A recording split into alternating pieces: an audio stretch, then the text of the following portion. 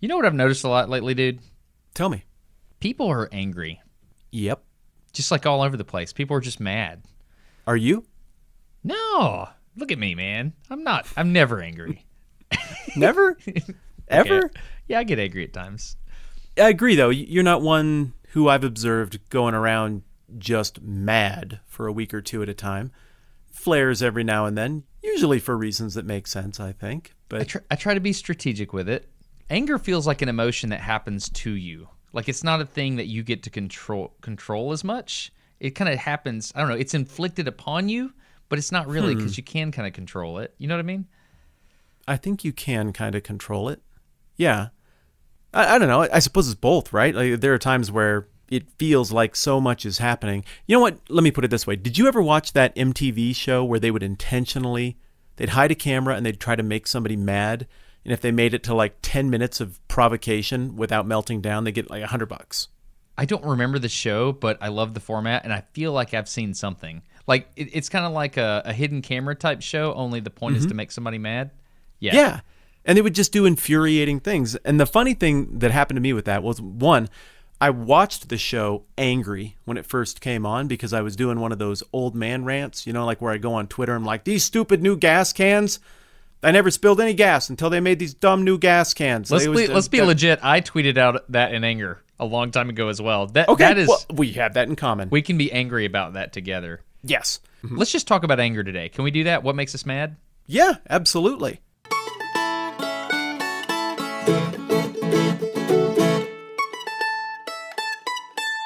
So the gas caps.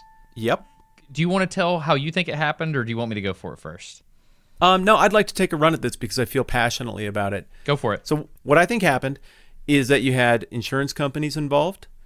I think you had some people in the plastic industry involved. You had the government involved. And a very small group of people stood to benefit from this situation. And they got together and they were like, well, we could just cloak this dopey invention in some kind of veil of saving the environment. And instead of a gas can where you pick it up and then you take your little plastic cap off and then just gas just comes out and goes into wherever you wanted it to go. And then you use your brain and stop tilting the gas can when you're done. And it all makes sense. Instead of that, they created these unbelievably convoluted contraptions that are liable to break, that are a pain in the butt, that cause spillage and leakage around all of the seams. But a few key people made money on it, and it's one of those utter failures of regulation and backdoor getting in bed between government and business situations. That's what I think happened. You just used the opportunity to rail against the government, which was expected. Would you stop at that? It's not railing against the government. Everyone is against businesses buying deals from the government. Well, no one on any side thinks that's good, right? Whatever. Okay, so here's you whatevered me. I'm angry. Here's the deal. So this is how I think it happened. Okay. People used to have normal gas cans. Yes. And you used to be able to take the lid off the gas can and pour the gas into the lawnmower. Yeah. And then sometime what happened is somebody had a gas can in the back of their truck or whatever, and they hit a pothole, and it flipped over on its side, and it made gas go all over the back of their truck. I've had that happen with the old-style gas cans. And somehow it caught on fire. And like maybe somebody got injured or something like that. And so the somebody pendulum, named like Brian, and then it was called Brian's Law. Exactly. And so the pendulum of regulation swung in one direction, and then suddenly everybody has to meet a certain standard of gas can. And the problem was whoever wrote that standard had never used a gas can, ever. It was probably a lawyer that pays people to mow their yard and has never under any circumstances like cranked a mower or anything like that. I'm not stereotyping lawyers. I know a lot of lawyers that could do a lot of stuff. That could mow a lawn? That's a high compliment. You know what I'm trying to say. So they wrote this law and they were just uninformed. And so it came time to sign the law and nobody read it because that's the way things happen. So anyway, whatever. So you're just going to rail on the government for writing bad laws. Okay, cool. Yeah. We can go with that.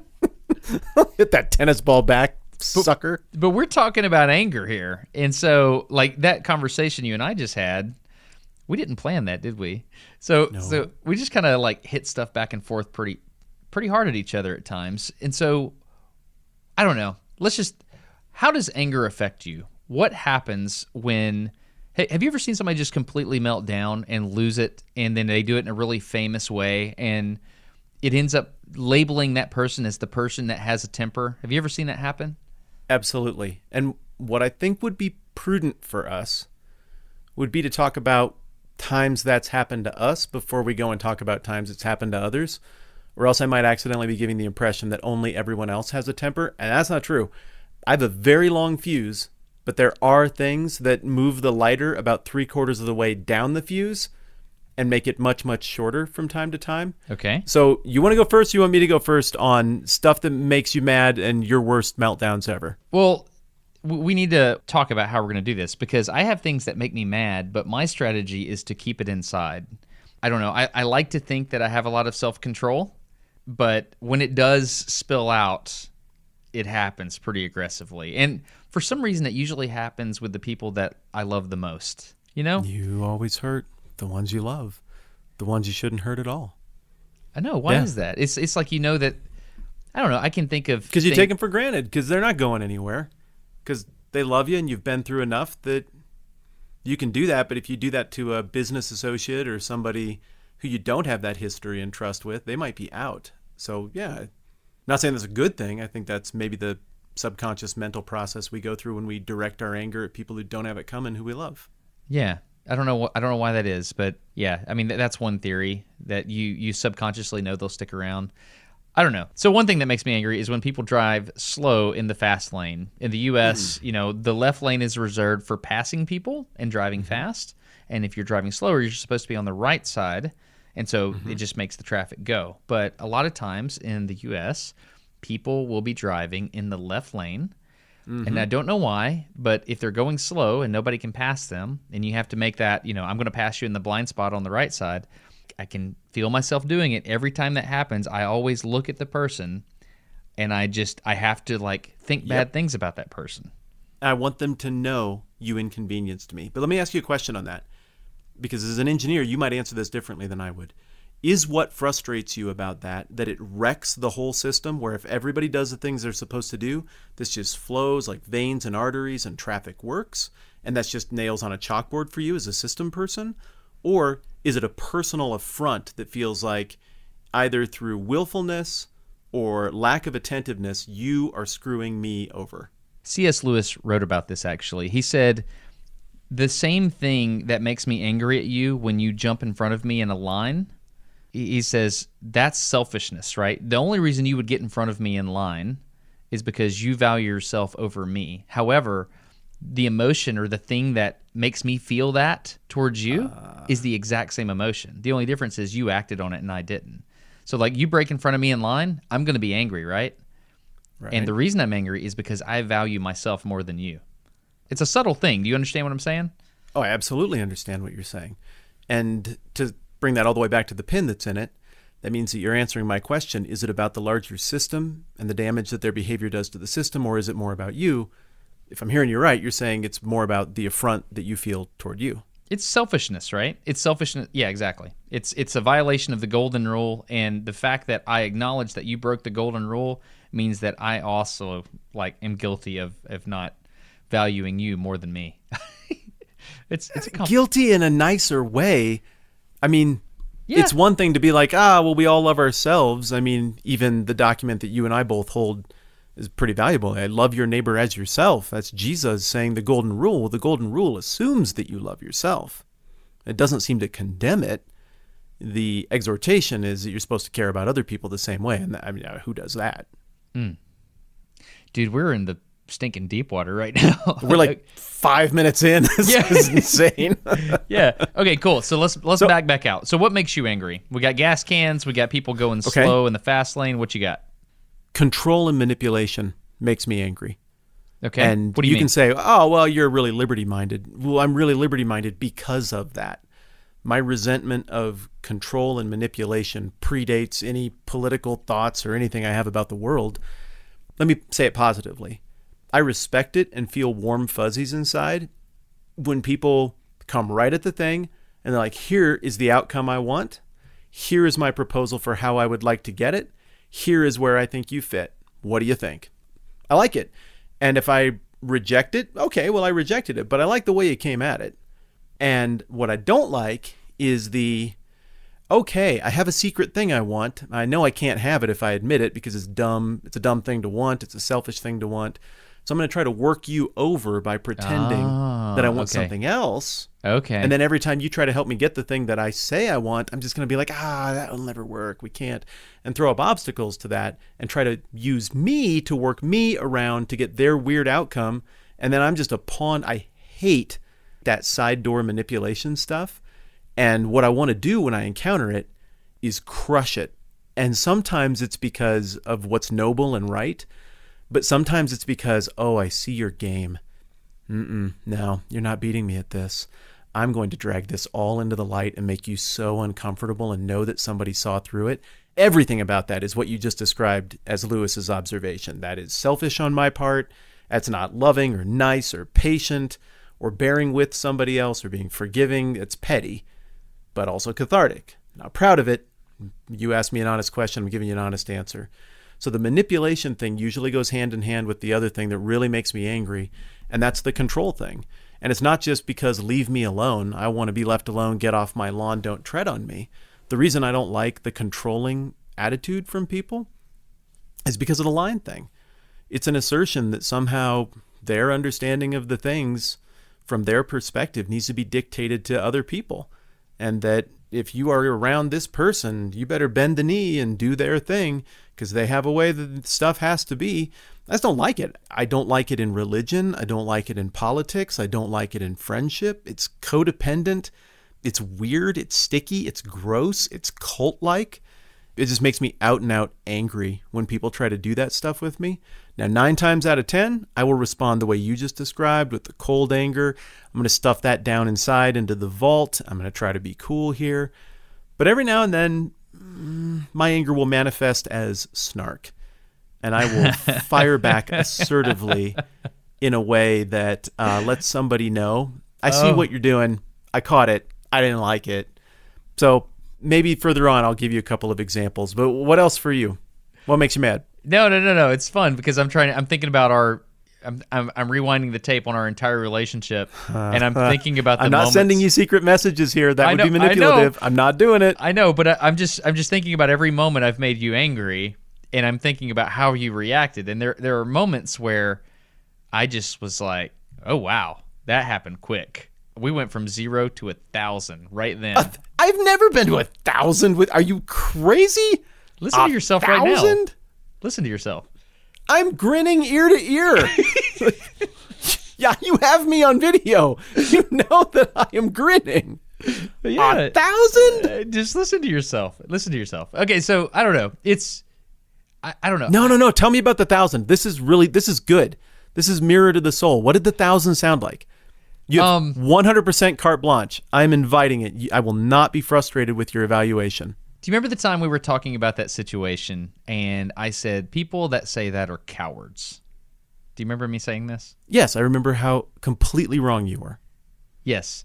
And so when I say 1,000, I'm not talking about like your voice raised like it did just now when you were very, very sure of how completely wrong I was. Just now, by the way. I'm not talking about what your voice did in situations like that where it goes real high pitched and you get all like old man on me. I'm talking about like you said, stop. Those are my friends. I forget exactly how you said it, but you pushed all of your chips to the center of the table and you're like, this is a non-negotiable. You're going to retract that right now. And everything's moved to the center of the table. And I appreciated it. And I was like, you know what? That was a righteous anger moment. Like what I said was absolutely wrong. You know, I said I used a very strong word. I said cowards about someone that Matt cares deeply about, and I was absolutely wrong. And he's right now, and I'm just going to admit it, mea culpa, and I'm going to retract that right now. You know what? I apologize for saying that. You're right. That word was very powerful, and I apologize for that. You remember this moment.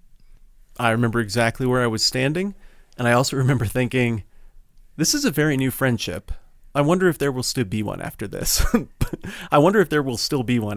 But so you remember, yeah, you know that you pushed all the chips to the center of the table at that moment. I didn't have time to calculate that. It was very clear to me. It's like, okay, cool. This got hardcore really fast. So I feel like I am less likely to do that. Which, is that a fair assessment of me? I don't know. Have I ever done that to you? No. You're more strategic.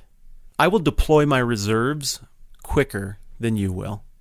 I will see the opening that needs to be taken for this conversation to go where I think it needs to go and deploy the specialized troops to the front lines.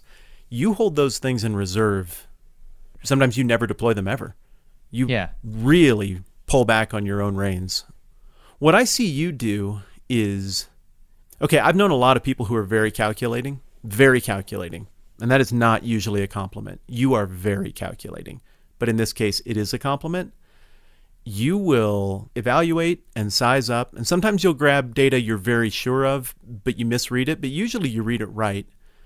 And then you'll start kind of moving the chips around.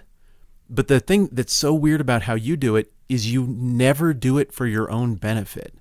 You always move the pieces around in sneaky ways for the benefit of other people.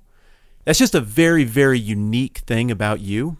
And the thing that's funny is, I mean, you picked the example of a moment in our friendship when I have been, I don't remember being angry. I just remember kind of putting a heel in the ground on that point. But you picked the example that makes you look bad, even there. Probably every other example makes me look bad, but you just made a mental calculation right there in this moment to say, I'm going to pick the one that makes me, Destin, look bad, and you went with that. And thank you. I see what you did there. That's clever that you saw that. Still will not be offended at all if you want to backtrack to that point in the conversation and be like, yeah, you got mad about this and you were being an idiot, and you are probably right. And now you're doing the thing where okay, I see. We're 3 levels deep now. You're trying to make, okay. Oh, you're only 3 levels deep? That's why you're not tracking with me. I'm at 8. No. Well, I think the point is of all this, like, you and I have a tendency towards cool anger. So yes. Back when we talked about Ender's Game, we talked about the difference between cold anger and hot anger. And cold anger was, hey, I see what's happening, and I'm going to stop and think, and I'm going to calculate what my reaction will be, versus hot anger. And what I'm seeing on the internet now, to get back to the beginning of the episode here, what I'm seeing on the internet is a lot of hot anger. It's like, yes, I'm seeing a thing, and I should probably react to it right now without thinking a whole lot. And I'm sure that'll make the situation better. Yes, and that's contagious. You see other people doing it, and they get applauded for it, and eventually you start to feel like, well, I probably better be mad too.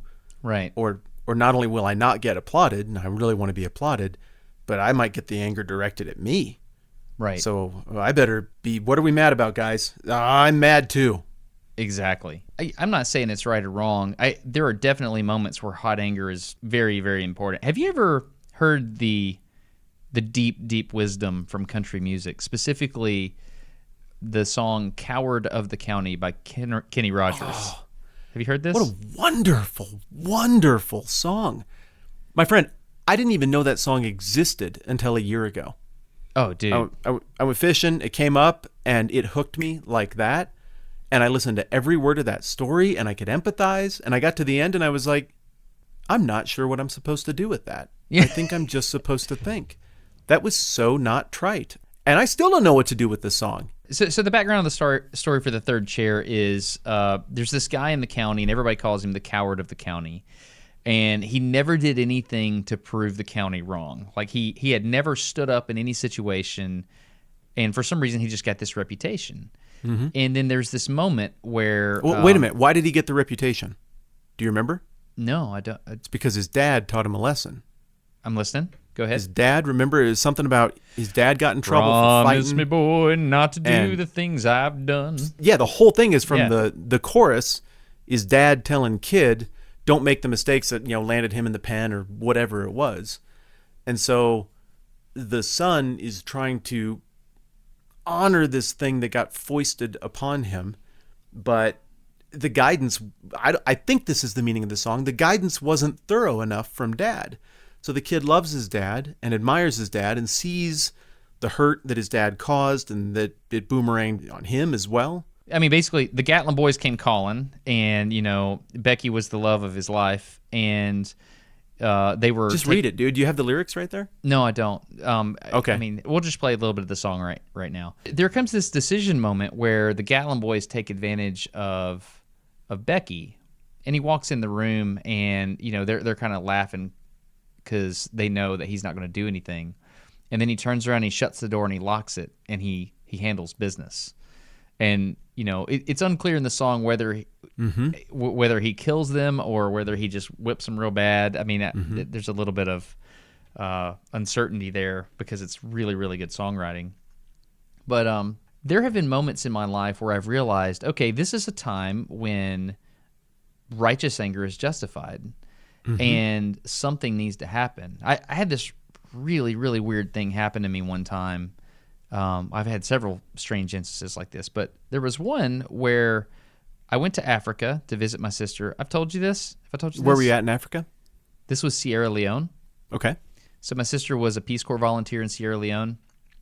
And I think you have told me about this confrontation, but remind me of the story. Long story short, I was going to visit my sister in Sierra Leone. She'd been there for a year and a half on a Peace Corps volunteer trip, and she's a teacher in the village. And before I got there, somebody robbed her. They came into her house, and they took money, the cell phone, which was the only way she could communicate with us back home, and all this stuff. And she just didn't bother to tell the chief of the village that I was coming the next week. Just didn't bother to tell him. They knew who robbed her. And in that specific culture, in this particular village, the eldest sibling is an authority in the family. And so they did not realize that I was coming the following week. And when I just showed up, she's like, oh, by the way, my brother's going to be here tomorrow. They literally thought that I had found out that she was robbed, and I flew to Sierra Leone to handle business. Eventually, it came to a head where I had to decide whether or not I would pardon the person that robbed her. In that culture, I, as the oldest sibling, could pardon the person that robbed her. I had a moment where I sat down in the middle of the jungle in the dark, dark night in the jungle, and it's just me and two other people. And I realized that I had the authority to pardon these people, but I realized if I did that people could just come rob my sister whenever they wanted. And so I said, well, did you rob her? And he was like, well, that's the thing, and he just never would say. I was like, okay, cool. So here's the deal. It's this easy. Find the stuff, bring it back. And make it right. We won't have to go to jail or anything like that. Just make it right. And they wouldn't do it. So I just said, sounds like the village elders have this under control. You don't need me, And it was just, I had the ability to forgive, and I did not do it. And the reason I did not do it is because if I had just carte blanche said, you know what, this injustice that you did against my sister, it's cool, then it was a really weird situation. And it was one of these moments where I had all the strategic chips on the table, and you talk about moving these things around. And that's your superpower, or one of them. I don't know about that, but it was like, make a decision in this moment. And I was like, the criminal justice system in this, I was sure I was like, hey, in Sierra Leone, what will happen to this guy? I was talking to my sister. I was like, will they chop his hand off? What will happen? Because that was actually a thing in the Civil War. She's like, no, he'll just go to jail for a set amount of time. I was like, okay, cool. She wouldn't tell me what to do. She made me make a decision. But it was a weird, weird thing because I had the authority to pardon this person. I didn't want it, but I had it, and I chose not to. And the reason was there was an injustice that occurred. Can I engage with that just a little bit? Yeah. Because I think it all has to do with the subject at hand. Because anger is something that flashes in a moment. Anger is also something that brews and wells up over even a very extended period of time to a breaking point. Anger is also the kind of thing that ultimately comes to a head in a situation where there's got to be some kind of resolution to it. You let it go, you get justice, the other person lets it go, and you get some kind of reconciliation. And on this point, I would gently suggest that you might be conflating two different ideas. When you're talking about a pardon of an unaddressed injustice, that's a little different than forgiveness. So, I just because we talk a lot and I happen to know your deeply held moral, spiritual, ethical code, I know that you live in a position of forgiveness always set to the on position because of just, what you believe about God and the world and life. Forgiveness is something you've received, therefore you believe you have to give it away in an abstract, spiritual sense all the time, right? Is that a fair statement of what I've heard from you? Absolutely, yes. Okay, yeah, if you want it for yourself, you got to give it away, even when it's really hard to give it away. But I think this is a point where, drawing on my years of doing the counseling and the pastor thing, people get really confused on the difference between forgiveness and reconciliation. Forgiveness is a humble state of existence that says, I will forgive the eternal spiritual debt owed to me by others who have wronged me, as I want to be forgiven by others. Reconciliation, though, is different. That situation wasn't reconciled. So I don't imagine that in your mind you hold some sort of spiritual moral debt in the back of your brain over that guy in Sierra Leone. What I'm hearing is there's an injustice. It was not resolved. We are not relationally reconciled, you and I, Mr. Thief Guy. You're not reconciled with my sister because you haven't addressed the wrong that you did to her. And it's an open wound and it's still bleeding. Now, I forgive you for inflicting the wound, but we're not reconciled on the issue and it's not resolved. And until it's resolved, we're not in good standing again. I think those are two very different things. And so what can happen is somebody can get victimized very genuinely in deeper ways than having your stuff stolen. Stuff happens to you as a kid. Stuff happens to you in a horrible, traumatic situation. And understandably, rightly, you're going to be angry about that. But then people can let not forgiveness absolutely consume their soul over a lifetime simply because they don't understand the difference between forgiveness and reconciliation. You don't want to go and be reconciled or pretend to be reconciled to someone who is still actively trying to abuse you and injure and kill and damage you and other innocent people. That's not right. That empowers them to keep doing more awful things. But you also have to release them from the spiritual, ethical, emotional debt that you are owed, that you justly could claim for them. I think what you just said is so incredibly huge in many different ways. And I want to come back to that if we can. Let's come back to the forgiveness thing. You got it, man. Okay, so this is a point I want to make that was recently taught to me by a mother that we both know, not one of our wives. It was a mother that we both know. And she said, I think we do forgiveness wrong.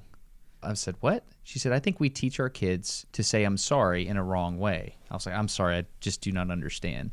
She said, for example, she was talking about one of her daughters and one of her sons. She said, if my daughter wrongs my son, what do we teach, or however you want to play it out, we teach one of the kids to go up to the other kid and say, I'm sorry.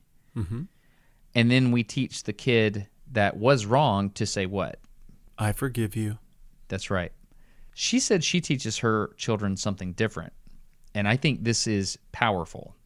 She said she teaches her children to forgive the offending party before the apology is given. Think about that. That is solid. So basically she's saying, as long as I don't offer my forgiveness until the apology is given, that person still has control over me. Yes. But if I choose in my heart to forgive that person even though they don't want it, yes, then I have power over the situation.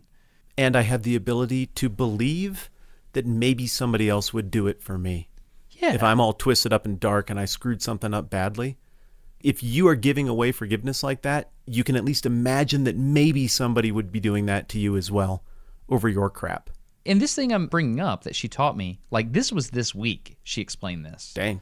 Yeah, and so this is like a new thing I'm learning. And so the concept that instead of telling your kids to wait until one of the other kids asks for forgiveness, hey, here's what we're going to do. We're going to choose to forgive that person now because that liberates us emotionally. And because you're talking about this anger that wells up in our hearts, mm-hmm. and it's like a storm that builds up. I think I heard you explain it. Mm-hmm. At some point, the lightning's going to strike out of that storm, right? Mm-hmm. But if we just kind of diffuse that in our hearts immediately, then maybe we don't fire that tweet off on Twitter, Because at that point, I think anger is a tool that can be used. And I think at times it makes sense for righteous anger to drive you to action. I think that makes sense. But at the same time, why harbor the anger in your heart if it's not really necessary and it's not productive and it's self-destructive? Mm-hmm. This episode of No Dumb Questions is brought to you by Audible. Audible makes audiobooks. This is something that both Destin and I use all the time. I fill in all my blank spaces with it. And one of the things that we do on the program here is occasionally on Audible-sponsored episodes or every other one, we do a book club. And Destin, I believe it is your turn to pick the book, so what do you have for us? Yeah, we've done a lot of audiobooks on here. We've done fiction, nonfiction. I mean, the last one we did was True Grit, but I've got a really interesting one for you today, and I think everyone will enjoy listening to this. In fact, I got about halfway through it yesterday, just mowing the yard and on a run, so it's a pretty short one. It's only about 6 hours. It's called Getting to Yes, Negotiating Agreement Without Giving In, and it's written by several different people as a part of the Harvard Negotiation Project. This audiobook was written by a guy named Robert Fisher and a guy named William Ury, and we'll talk about Robert Fisher in an upcoming episode. And here's my pitch for why this is the audiobook we should do. It starts with the line, whether you like it or not, you are a negotiator. It says something like that. But if you think about it, every interaction you have in life, whether it's deciding where you're going to eat for dinner, just a disagreement with your spouse, or even if you're negotiating nuclear non-proliferation between multiple nations, all of these things require negotiation. At every level in your life, you negotiate. So why not do it well? That's what this audiobook is about. I'm about halfway through it right now, and it is incredible. It's talking about position-based negotiation, so that's how a lot of people negotiate. They say, well, I want the house for $100,000, and he's trying to sell it for $150,000. And so you would normally think, oh, well, the way it works is we go back and forth, and we end up somewhere around 125. In the audiobook, they outline this type of negotiation as something called position-based negotiation. But what they advocate for is something called principle-based negotiation, where you basically figure out what the parties want and you negotiate in good faith to try to arrive at that. For example, one party might want to delay how long it takes them to get out of the house, and you might not care. So you might be able to, instead of giving them more money, just give them more time so they can leave the house later, things like that. Does that kind of thing make sense? It makes a ton of sense. So it sounds like one of those audiobooks where a decent amount of it is going to be intuitive when you hear it, but then also one of those audiobooks where another big percentage of it is going to be mind-blowing because you just hadn't thought of that. Is that a fair assessment? Yeah, and what's interesting is they will introduce literally a principle, and then they'll talk about how you should negotiate. So it might be an example as to, like how to negotiate the price on an antique bowl, or the next example might involve how to negotiate a hostage crisis in the early 80s in Iran. I mean, it's fascinating.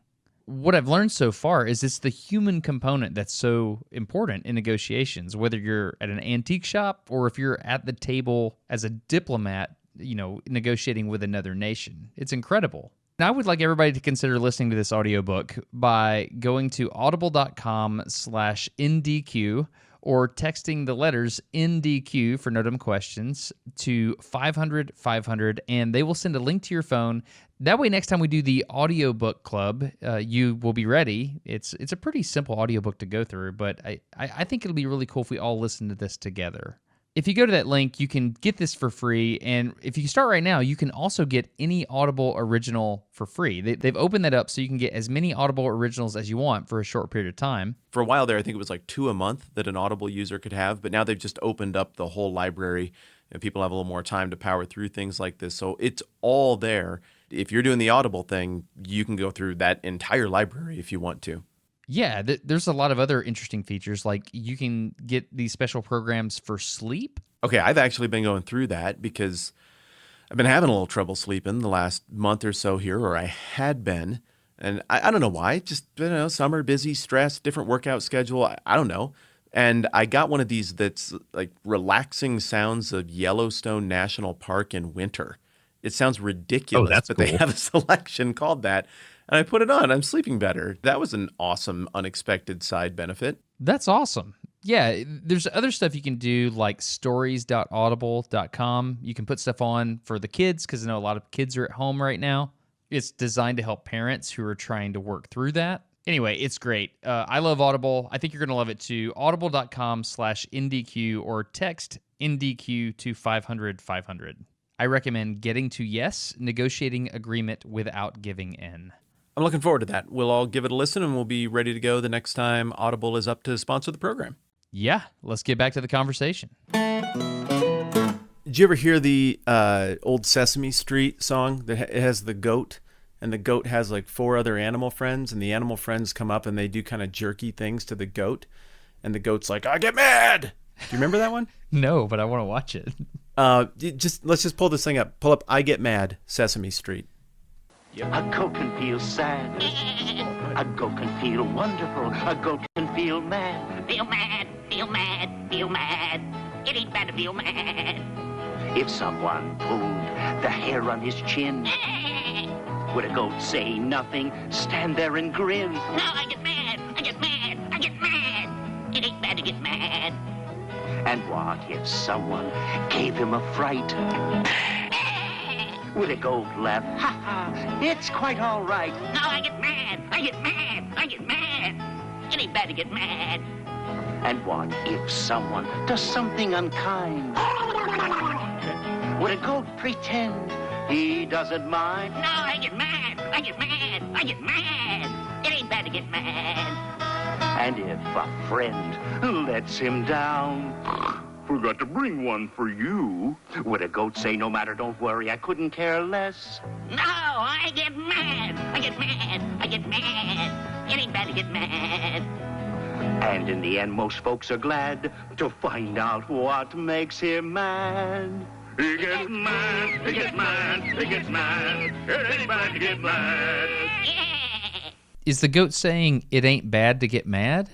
Yes, that is what the goat is saying. What do you think of that lesson? I think it's awful. Okay, tell me why.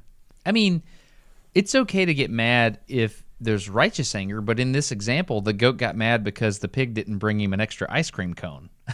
No kidding. So I remember this from childhood. I watched this, probably not when it came out, but a rerun or something. And I remember seeing it, and I remember watching it and thinking, wow, it's not a good idea to get mad. That goat is behaving really badly because he's mad about stupid stuff. There's nothing to be mad about there. It's ridiculous. Those are temper tantrums that goat is throwing. So then I'm thinking about this just not very long ago, and I pulled the thing back up to make a point, and I'm like, wait a minute, this is being presented as positive. Like these childish fits are being presented as normative and good, and it's okay to give yourself over to that. And I'm not sure that any of those scenarios actually merit anger. But earlier, you were suggesting that some stuff does. So, question for you, what's the difference between stupid mad that isn't merited and justified mad? I think typically anger that's justified has to do with someone that cannot defend themselves being taken advantage of. Justice. Well, I don't know. If your anger is others-centered, like if I saw a person take advantage of another person. My dad told me this story about a young man that he went to school with that had webbed fingers. And one of the larger kids at school picked on this kid because of something he couldn't control, right? And my dad said that he got in a fight over that. That sounds like a good reason to get into a fight. Attaboy, Daryl. That sounds like a good reason to do it, you know? Mm-hmm. And so I still remember that. And I remember when other people get picked on, I mean, I bow up like a rooster, right? I'm like, hey, let's do it right now. Let's go, you know? But if it's like an injustice that occurs to me, I don't want to let people walk all over me or anything like that. But if you go up against somebody that can't typically defend themselves, then I think there's a reason why I can strategically figure out how to help. Yeah. I mean, and help may involve force. All right, so stick up for somebody else. Yeah. Is there ever a time when the righteous anger is justified when it's directed at you, or is that just selfish? Righteous anger justified directed at me. Yeah. Yeah. So, yeah. so somebody treats you wrong and you respond with anger. Is that ever okay? What? Oh, and I respond in anger. I think it's okay at times. It just depends on the situation. I mean, this is very, very specific for very, very specific situations. What if I got a 44-ounce cherry limeade in Alabama and then I drove to your house and I didn't get you one? Yeah, it doesn't matter. That's correct. It doesn't matter. Yeah. So we agree the goat cartoon is Stupid. broken Yeah. and selfish. And yeah, I don't want my kids imitating that. I don't want to imitate that. But the truth is, I feel like the goat sometimes. Not the greatest of all time, like the goat in the cartoon. Like, oh, you didn't think of me. And more, I guess that makes me more like a little bit non-expressively internally mopey than mad, usually. I would say the same. The most famous example of righteous anger is in the Bible when Jesus cast out the moneylenders from the temple. Yeah. He wove a whip, and that's another thing to think about. I like to think about Jesus making a whip because it's not that he drove them out of the temple. He knew how to make a whip, and he knew how to do it well. And it takes a minute. Like, what are we doing in here, guys? Yeah. I see you have completely bastardized the truest, realist thing ever. Cool. Just stay put for a second. I got to go do a thing. Don't worry, it's totally not making a whip. Well, I mean, it is. I can't lie. He went somewhere and calculated. Flipped over the table. Jesus tossing temple tables. That's one of my favorite lyrics of a song ever. What is that? What song is that? I forget. I have no idea. There's a You're song going to know that your Christian music way better than me. refers to Jesus tossing temple tables, and I love that.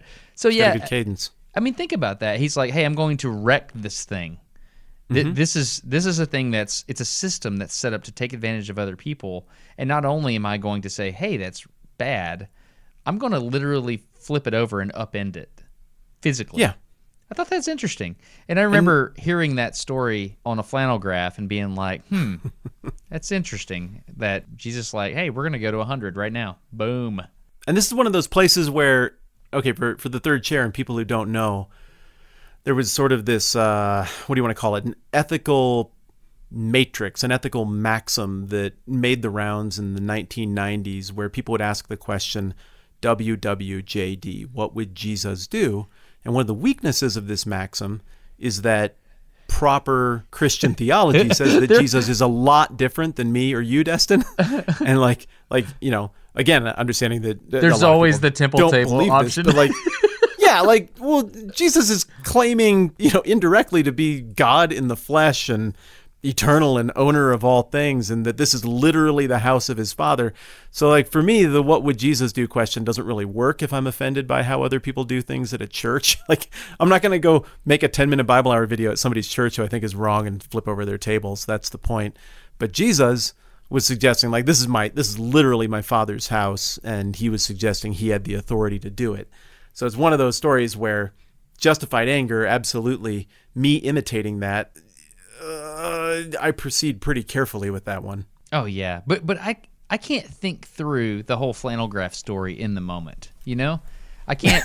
There's not like a decision matrix where I'm like, is this righteous anger or unrighteous anger? Mm-hmm. That's the problem, because anger in the moment happens so quickly, and you make a decision in a split second on what you're going to do. And for me, I just default to the internalize it and think for 10 seconds before you respond right now. That's kind of what I do. I'm like, okay. Scary, man. What's scary? Somebody does that? Oh my goodness. You say something to someone and you can tell they're mad and I'm just going to let it sit. Say something to me as though we were having a confrontation. Go ahead, do it, and I'm going to respond. I don't like that you have better eyebrows than I do.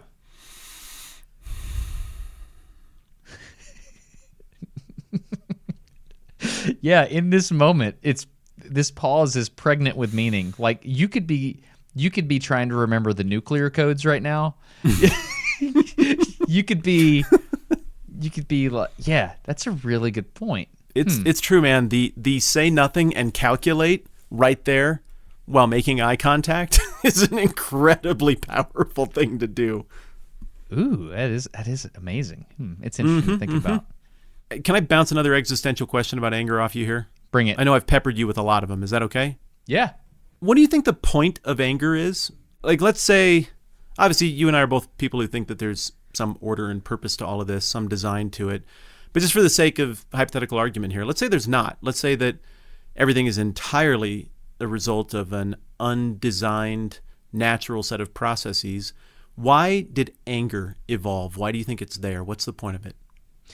Okay, going with that assumption, I would say it's a way to give your body a shot of physical adrenaline so that you can prepare for fight, like fight or flight, right? So it's a way to supercharge the muscles and all that stuff and just get ready because, hey, I should probably elevate my heart rate right now. I should probably get more blood flow into everything because we're about to tussle, and this could be a survival of the fittest kind of moment. So let's prepare for battle. That's what I would say. I think that's a really good take. Yeah. Okay. Have you ever had So that happen, by the way? Yeah. And the thing is, if I initiate it, Oh, dude, wait. You told me this happened to you last week when you, like, Yes. physically fought a person. no, I didn't. No, okay.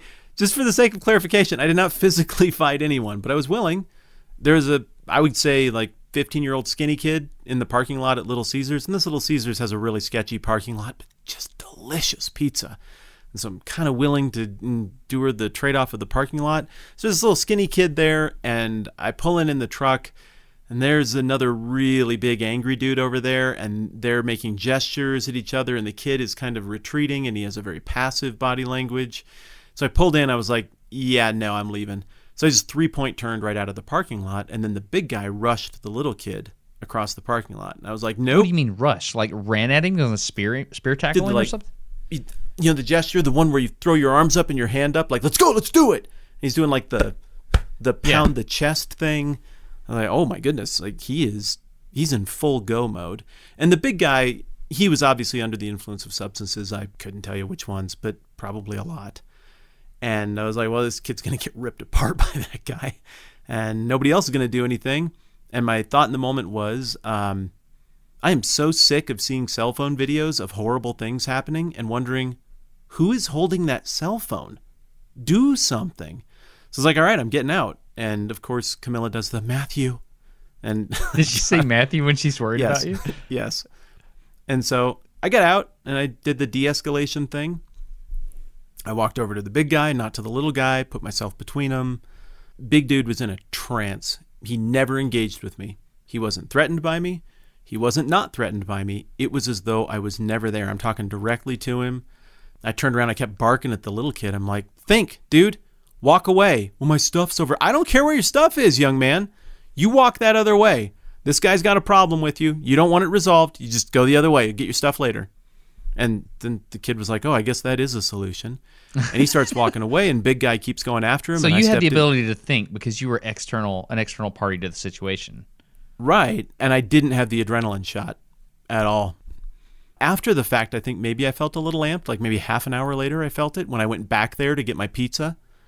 But in the moment, no, totally calm. But somebody comes at me, dude, it happens fast. Like Really? there have even been a couple of moments on the internet where somebody comes at me so aggressively that I just read the words. I just feel it go boom, the fuse is lit. And fortunately, it takes time to put fingers to keys and type things I'll regret forever and hit send. And usually I can catch up with my emotions before then. But I feel the adrenaline when people come at me. I don't feel the adrenaline when I initiate whatever is going to happen. Two things. Number one, I'm proud of you for doing that, for jumping in and not pointing the cell phone video. I'm proud of you for doing that. I mean, you're a man of action. You did that. That's great. Good job. Thanks. Yeah. Secondly, on the internet comment, I have seriously thought about investing like some serious effort into making a tool that will read what you type, like some type of machine learning or AI kind of solution that will just read what you type before you publicly comment. Like it reads it back to you. No. It'll just put it through a filter and be like, hey, I notice you're using angry words here. Do you want to sit on this for like 10 minutes before you type it or before you hit enter here? And then you have the option to click no or F no. Yeah. You know what I mean? Yeah. It's like, hey, clearly your judgment is clouded in the moment. You possibly don't have all the information. Also, this was probably an internet troll designed to make you angry. Looks like it worked.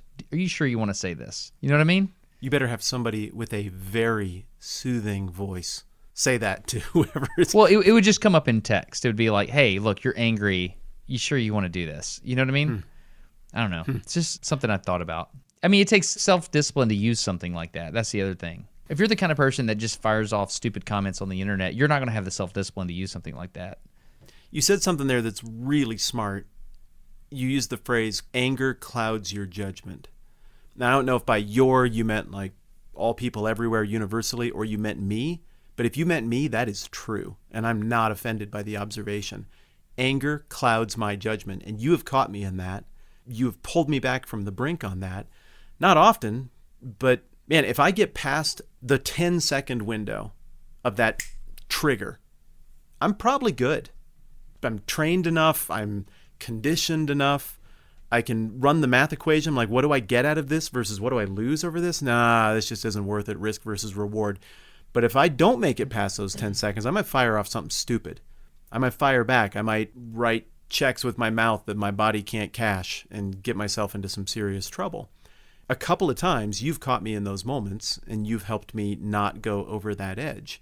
Where you want to look out for somebody like me is if that anger stews, if it is not addressed through the power of forgiveness or reconciliation, squaring accounts, whatever, and it sits there for a week or two and I'm still mad, that is the type of anger that is scary for me. If I have time to not forgive, not get over it, and weaponize my brain toward some sort of revenge or justification or very well-designed return fire, I'm going to do damage. I'm going to hurt other people. I'm going to hurt me. Those are the moments in life where I scare myself. Anger clouding my judgment. In the moment is one thing. That's cute. That's adorable. That's normal. My biggest mistakes have all been the fruit of anger clouding my judgment over an extended period of time. I think that's fair. I've never seen you do that, to be clear, but that's kind of what I see going down in politics today. I see people, instead of saying, hey, we should do this because it's right, I see people saying, we should do this because it'll take a shot at the other side. Mm-hmm. And I see it on both sides. Mm-hmm. Like you see it play out in the national stage amongst major, what should be leaders. Mm-hmm. And they're like, I could do this thing that would be good for all people, or I could do this thing that would kind of knock that person down a notch. I should probably do the thing that knocks them down a notch. And I cannot stand that, man. It really, really bothers me. What that does is it changes the narrative in our brain, the moral narrative about what is right, from rightness being achieved through a process of thought and ethical dialogue and considering people who aren't like us and how do the things I think are right, how's that going to affect somebody who just doesn't live like me and isn't like me at all. That's a good process for figuring out what's right. It gets rid of that. And when you're doing thumb in the eye national dialogue and debate, it replaces that thoughtful process with instead saying, well, what's right is me winning. Me and my side winning is what's right because we're obviously what's going to be good for everybody and how things ought to be. And it creates this moral, indignant righteousness where you cannot even fathom that someone not like you could be moral or ethical or have a reason for doing the things they do. And then they become, to go back to How to Think with Alan Jacobs, the repugnant cultural other. They become the disgusting neighbor that has to be crushed and done away with, and you live in a state of perpetual anger toward the people you share a block with. And confession, I feel myself wanting to give in to that right now. I feel that tractor beam pull. I feel that tug. And whatever group you think I want to be mad at, you're probably wrong. It's more complicated than I don't like those people or I don't like those people. It's a weird, convoluted mess in my brain in terms of sanity and a desire to give in to anger. It's been difficult for me lately. I just want to say that I'm very proud of the restraint that you've demonstrated when it comes to addressing the safety gas can lobbyist groups that you interact with on the internet often. I give myself one tweet a year. One tweet a year. But you're getting that tweet.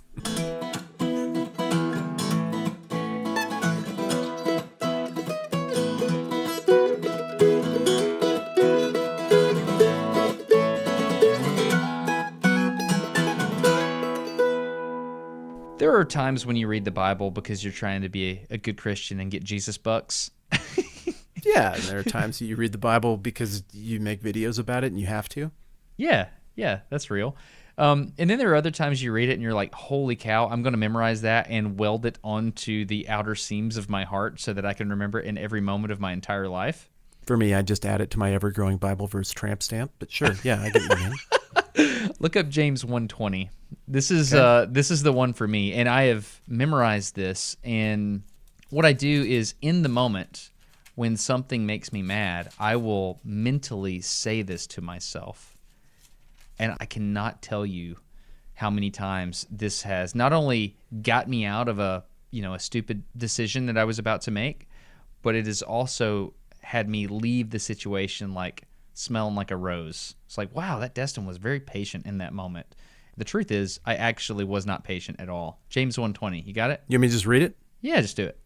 What version do you have? Yeah, I'm starting in verse 19. This is the New International Version. This is the Bible I got Halloween night when I was a little kid. I still have it sitting around. My dear brothers, take note of this. Everyone should be quick to listen, slow to speak, and slow to become angry, for man's anger doesn't bring about the righteous life that God desires. The version that I memorized, and I'm not looking at Bible Gateway here. I pulled up Bible Gateway, and then I realized that the version I memorized isn't on here. The one I memorized says, the anger of man does not produce the righteousness that God requires. There's many things about that. And so when something happens and I just get hot anger really, really fast, I will stop and say, I'm angry. I can feel that I'm angry. So I think knowing that you're angry is a pretty big deal. Like if you can figure that part out, you've kind of won the battle almost. And then I'll just say, the anger of man does not produce the righteousness that God requires. And then I'm thinking like, okay, well, what does all this mean right now? That God requires. You can cast that aside if you're not a person of faith or whatever. But the anger of man does not produce the whatever. Mm-hmm. And so it tells me that it's a certain type of anger, the anger of man, like the carnal anger. Yeah, you see what I'm saying? Like the carnal anger that is in your body. So I just wanted to share that with you. That's something that I memorized a long time ago, and it works. It's such a simple thing, but I memorized that sentence. The anger of man does not produce the righteousness God requires. And I don't know what it is about saying that to myself mentally that will diffuse almost any situation for me mentally. That being said, if it's go time, if it's like, hey, it's time to escalate this because that person's about to be taken advantage of, then shoot, let's do it. Let's dance. I'm your Huckleberry. You know what I mean? Well, so anyway. Yeah, and it's funny because you talk about, James 1:20 talks about, like, for in the mind of the Christian at least, the righteousness that God desires. But then you go back to the book of Micah in the Old Testament, and you have that same kind of language, like, he's shown you, O man, what's good. What does the Lord require of you? Micah 5, yeah. Do justice, love mercy, and walk humbly with your God. Yeah. So, like, the righteousness that God requires includes sticking up for the guy with the webbed fingers. Yeah. It includes doing the right thing external to yourself. So there's not a Bible prohibition on anger, and I would think it would be weird if there were. There's an awareness in the Bible and in most ethical systems, even the ones that aren't exactly the same as what I embrace. There's an awareness that unbridled anger, it's a runaway train. It's runaway chaotic destruction. I saw runaway chaotic destruction last week at my property. A tornado bounced through these mountains, and you would not believe the kind of damage that thing does, but it's indiscriminate, man. It's like, here's a big block of giant old pine trees. They're fine. This one here, obliterated. A football field worth of space, just wrecked. It's like I need other people to feel pain. I'm feeling pain, and my anger requires that other people need to feel that pain. I don't care who, but everyone. Just drink this poison right now. You say that to me sometimes, and it pisses me off, but you're always right. What do you mean? Not always right. No, sometimes you're wrong. But usually you're right. I'll be like, dude, look at this tweet. Look at this thing that this guy said, this lady did. It's insane. You're like, I feel like you need me to be angry right now. And I'm like, oh, frickin' Sandlin. I'm mad because you're right. I do want you to be angry, but sometimes I'm right to want you to be angry. Yeah, it's something that we should be mad about, and I want other people to be mad with me because it's an injustice, and it's wrong, and it's vile, and I want to push back, and I want to team up and push back together. Other times, I'm being a selfish jerk because I just want to feel stuff, and I want to inflict it on you. The question is, what do you do with that anger? Like when I read That is the question. The Sun Does Shine a year and a half ago, it made me angry.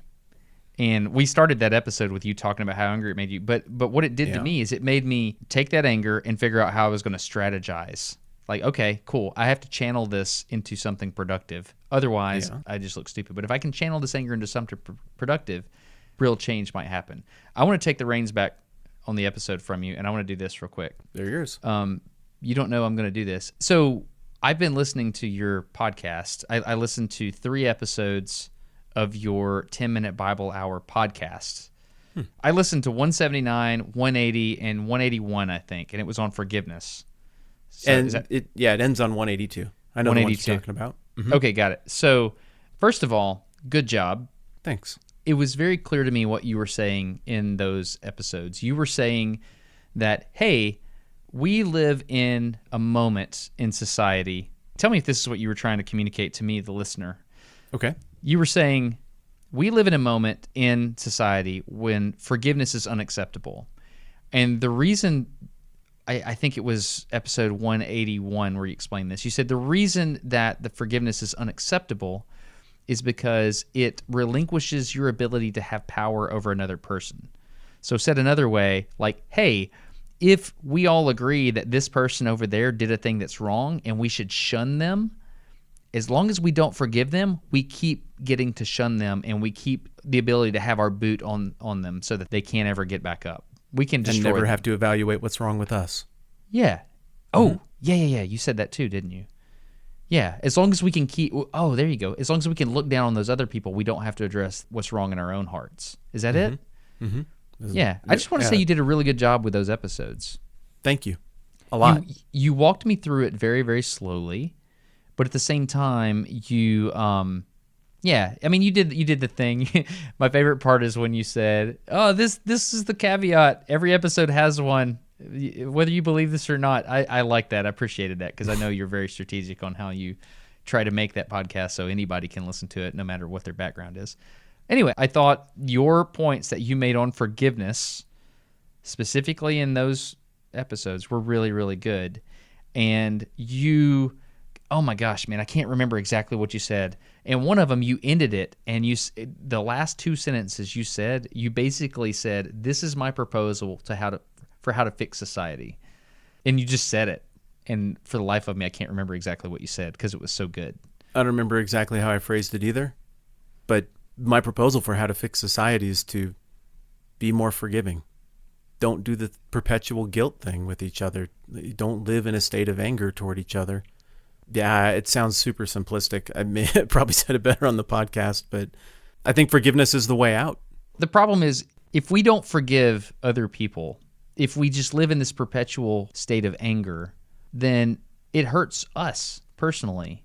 And just like that mother explained to me, she said, look, we have to forgive people before they ask for forgiveness. Mm-hmm. It doesn't matter if a person comes to me and said, you know what, when I did that thing when I was 20 years old and put it on the internet, or I said that comment that upset this group because of today's standards in society are different than they were when I was a kid. You know, the fact that we choose to go back in time and not understand what the context was in that moment, and then choose to judge that person on today's standards, and then, I mean, I'm not defending every stupid thing people say on the internet when they were young. A lot of them's crazy. But like the fact that we're going to go back and we're going to keep record of wrong as far back as human records will allow, then that is a perpetual state of anger that we will never get out of. Like, unless there's some off-ramp for this anger at some point. I mean, can you apologize anymore on the internet? I've observed that when people genuinely apologize, it almost justifies people's anger more. And I think that's it's a breaking folly. Down of goodwill. Yeah, it's folly that we're falling into as society. And I think I don't know. You're with me. Yeah, you understand. What I was trying to say there in that home stretch, so just what you're talking about here, is the idea that it feels like we've got this weapon, this ring of power, this thing that we can wield against people who maybe really did do something bad, or maybe they think they're right, maybe we think they're wrong. You know, that happens with people. You disagree about things. But we feel like we can wield not forgiveness. I don't remember how I said it exactly, but the point I was trying to make is it's like dark magic in storytelling, where the user always thinks they're in control and that they wield this dark power that they harnessed, but it's actually wielding and consuming them. I think that's what living in a perpetual state of anger and unforgiveness does. You think you're using it, but it is using you, and it consumes people.